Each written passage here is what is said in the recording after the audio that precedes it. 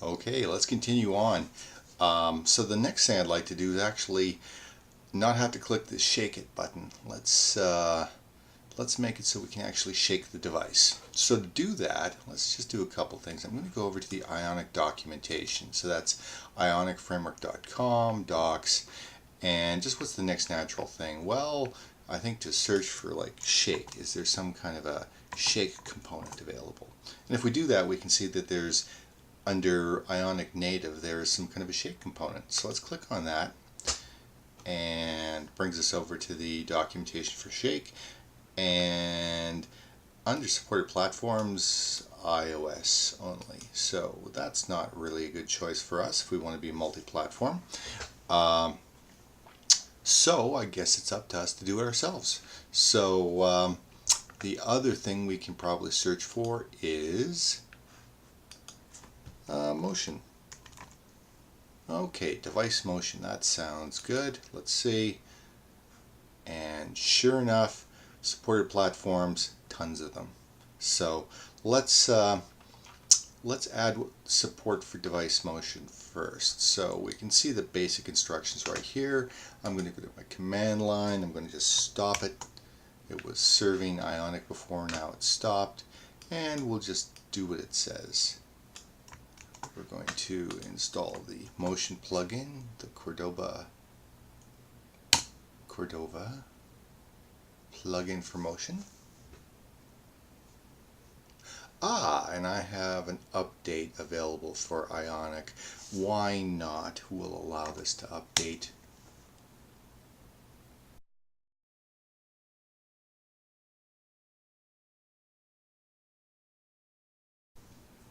Okay, it's telling me that that plugin's not installed. Do we want to install it? Yes, of course we do. It's the CLI, what is it? CLI plugin Cordova is not installed. Yeah, obviously we need it.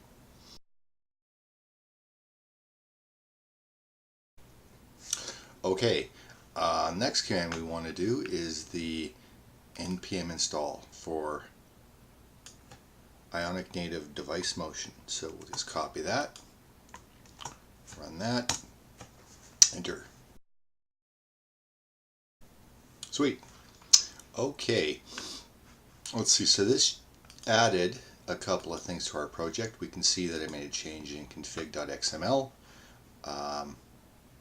And things got reordered, so we're not getting a very good comparison. I can see that they've made a change. Oh, of course, we updated the Angular CLI, and looks like there's new things being added here. Anyways, that doesn't affect us really. The main thing is over here in package. We can see our plugin right there. Nice. And right there. Okay, so we can see those additions. If everything's good, then we're still able to do Ionic serve. And I don't see any chance that wouldn't work still.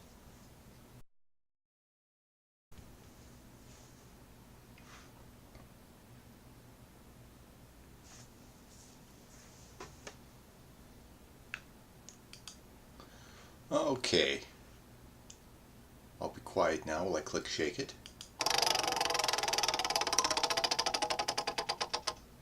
Still working. Okay. So all we've done is we've added some support so that if we were to, when we finally do put this onto a physical device, the motion detection stuff is available for us to call. So now we have to write some logic to actually detect the shake and do what's appropriate. Before we go on, yes, let's just, I'm going to do something I usually hide. I'm just going to check in my latest changes. So what did we do here? We added libraries, added support, I'll say, for motion detection.